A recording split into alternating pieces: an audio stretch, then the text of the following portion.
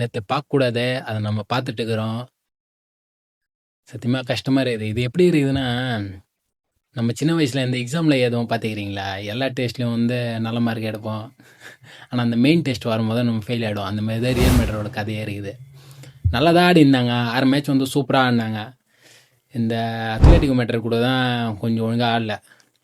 Xavi Alonzo வந்து நல்லா தான் ஆட வைக்கிறாரு. ஆனால் நிறையா வந்து பெரிய பெரிய மேட்சஸில் வந்து நிறையா அவர் வந்து டெஸ்ட் பண்ணுறாரு. அதை டெஸ்ட் பண்ண வேண்டியது அவசியமே கிடையாது.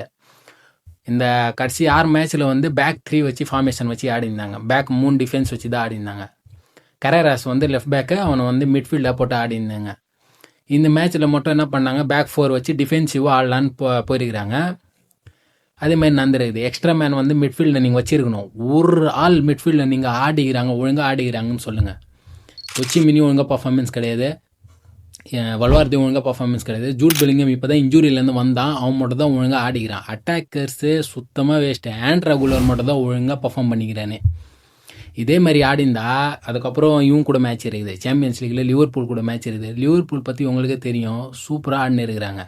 அடுத்தது பார்சலோனா கூட இருக்குது. இது எப்படி இதே மாதிரி ஆடிந்தால் எப்படி அவங்க கூடலாம் ஆடுறது சொல்லுங்கள்.